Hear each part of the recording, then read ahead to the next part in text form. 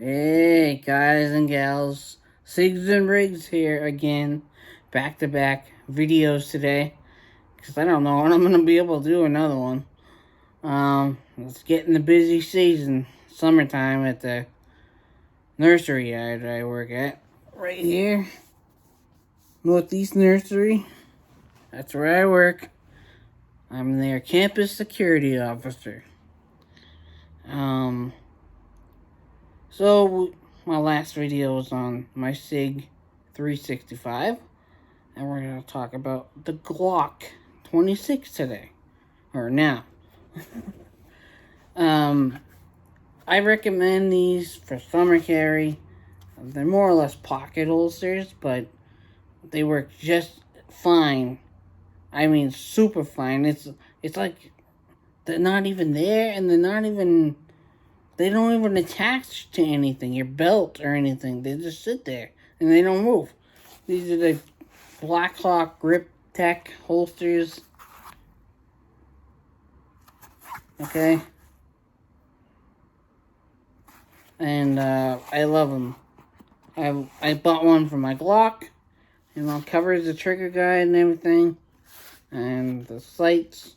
And, you can get away with a Glock in the front pocket if you want, but it's gonna be a little bulky. I'd rather go with the 365, just because it's slimmer. But I carry these appendix, and I have no problem with them all day long, and I'm moving around all day long. And it's just great. They're $20, guys.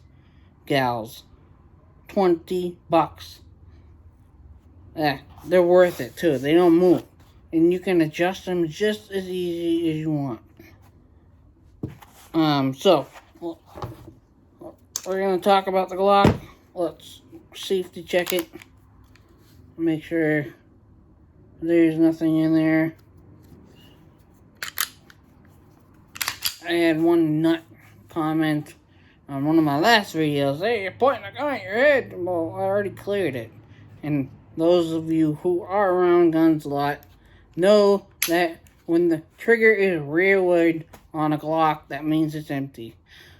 But apparently this person didn't know much about guns. So, let's see. My Glock, I probably have 800, 900 rounds through. No jams, of course. It's a Glock. Glock 26. I just went to a gun show here in Massachusetts a couple of days ago for my birthday. And I picked up 4 33 round mags. And they'll fit in the Glock 26. That's what's so versatile about the Glock 26, or the Glock 19, the Glock 17, but, the Glock 26, you can conceal better, than a 19 or 17. And it'll still take those 33 round mags. Let me go get one, just to show you. I'll be right back.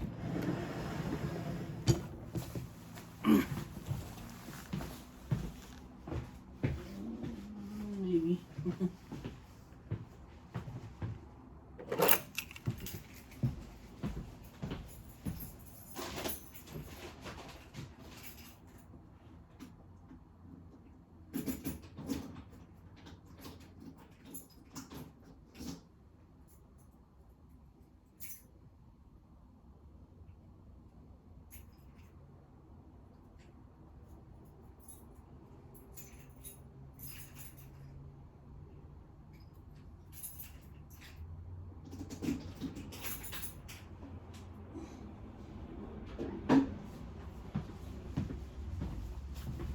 Okay, guys and gals, I'm back. So, the Glock 26 can hold all the small mags and all the large mags. So, this is actually here. This is a 10-round mag. You put it in the Glock. Now, the original base plate that was on the Glock magazine is like really thin pad on the bottom, or plate, whatever you want to call it, and your pinky just kind of hangs there and slides off if you try to grab it. And I needed something a little more, so I found something online. These aren't Pierce grips. They're something else. I forgot what they're called, but they do a great job. So you can take a Glock 19 magazine and put it in here, and that'll work for you. And they have like grip sleeves that'll go over it and cover the gap it's going to leave in between the mag well and the bottom of the mag. So they were thinking when they did that, you can take a Glock 17 magazine and put that in here too. I don't have one, but it can. And then the next step up is the 33 round magazine. Now, I have a Glock 19X coming on the way, and it has a red dots like sight on it.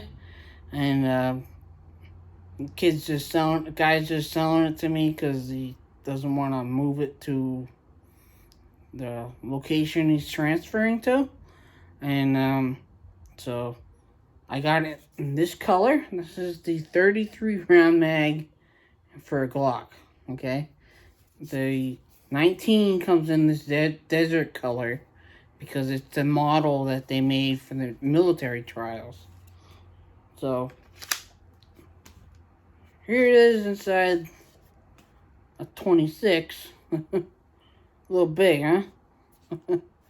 And you got a lot of firepower right there. If you ever have to defend your house or property or whatever, get yourself a couple of these.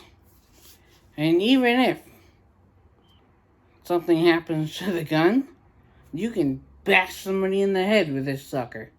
Loaded like this thing weighs probably about 8 pounds. Yeah, no, not 8. We'll say 6. Yeah, depending on what type of ammo you put in it. It's 147 grain 9mm. Yeah, it's gonna have some weight. But yeah, so I got 4 of these. They're all loaded up, and just have them because I'm probably never gonna use them, but they're there.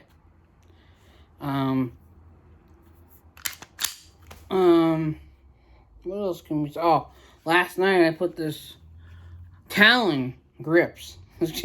I've ordered a lot of Talon grips. For my 365, when it was just a regular 365, I got a Talon grip for that, and I still couldn't deal with. I couldn't.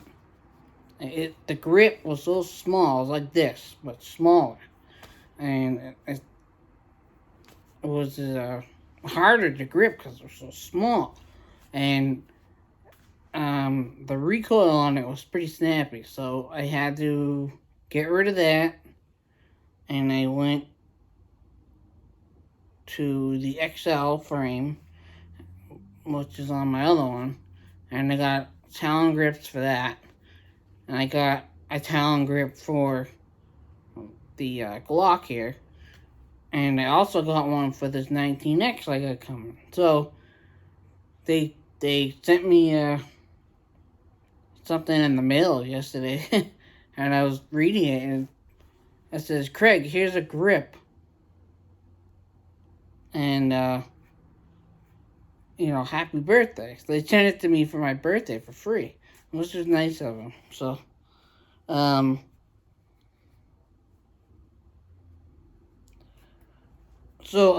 they sent me the rubberized one, which I wanted because I had the the granular one on here. And I really just that and the stippling. I just didn't agree with my hand too well. But this I love so far. I mean, I've only had it on since last night, but if you're gonna get one of these, like Talon grip of any kind, no matter what kind it is, the granular, the rubber, I think the other one is moss, and then they have the pro. Now it's like moss and granular or something. What I did last night is I have a really high-powered little flashlight. I'm trying to find it. Here it is, right here. And it's very bright, made by Phoenix, and this sucker will light a fire. Will make a fire. If you keep it in one spot for probably 3 minutes, I say, it's gonna start a fire. So this is more or less a heat gun, cordless heat gun. So what I did was this whole grip wasn't very sticky. So I went over the whole grip with it on. This is the 3,000 lumen output. So, and I just heated up the entire grip and I just kept pushing it down all over. It's not going anywhere now. This is by Phoenix, like I said. Has a bunch of different light.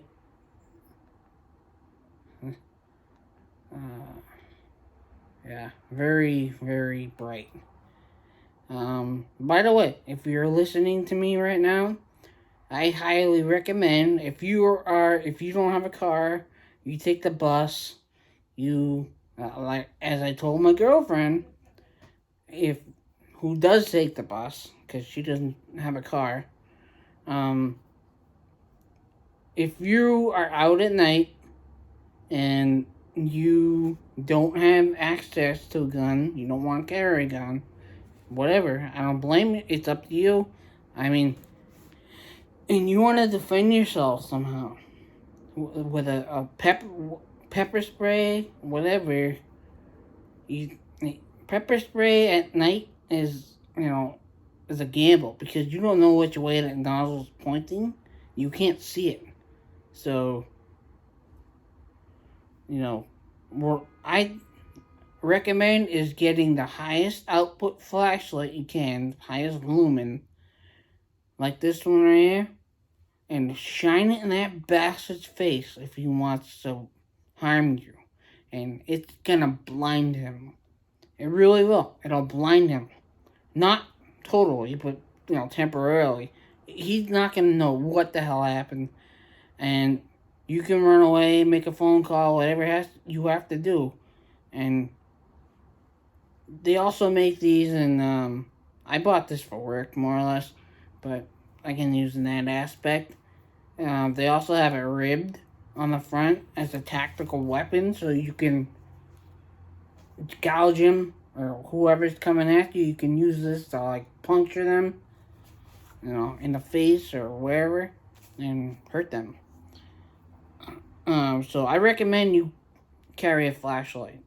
This is part of my everyday carry. Yeah. So guys, gals, you can't go wrong getting a Glock. We all know that. But the Glock 26 is one of my favorites because it's the baby Glock, more or less. Everybody calls it, and it's just more concealable. I mean, the 19, it's a compact gun. Okay, then the 17 is like a full size, more or less duty size. That's what a lot of the cops carry. They either carry the 17 or 19. Some carry the 40s though, especially around here. Some don't even carry Glocks. some carry 6 hours, 229s, and 357 SIG. Who does that anymore, huh? Danvers Police Department, Massachusetts, they still carry, I mean, back when I worked at the mall in Danvers, they were carrying the SIG 226, and I bought one too, and I bought mine in 9mm, of course, but they had 357 SIGs, and who carries that around? Not many. But I've never fired it. Don't really see the need to, but yeah, the Glock. This is the Gen 4, which I didn't mention. It's got stippling underneath the grip here. It just didn't agree with my hands, so I had to get something to cover it. And I'm glad that grip came in. I'm like, wow, great. So, guys and gals, if you want a Glock, you're not gonna have any issues with it, probably. I don't like the sights it came with. I put the same exact sights on this that I did on my Sig Sauer P365. One thing I will mention before I go is this front sight. The front sight on most Glocks are not dovetailed. They have a like a hex screw underneath, like a little lag screw, if you know what I'm talking about. I'm going to take it down just so you can see it.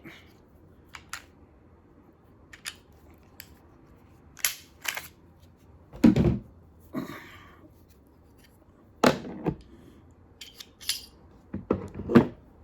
don't know if you'll see it. Yeah, you can see it pretty good in there. Let me see. Alright, can you guys see that in there? There's a little screw right at the front. Yeah, there you go. And that's how you take the front sight off or put it on. And so you can't, if you are you put your own sights on and stuff like I do, keep that in mind. Because, you can't drift the front sight at all. Only the rear. So, it goes on very easy. And you gotta put Loctite or some type of glue. I just used Gorilla Glue. Glued it right up. And, the rear sights, you can drift around, but not the front sights. So keep that in mind. Alright, guys and gals, I'm out of here. Stay armed and safe.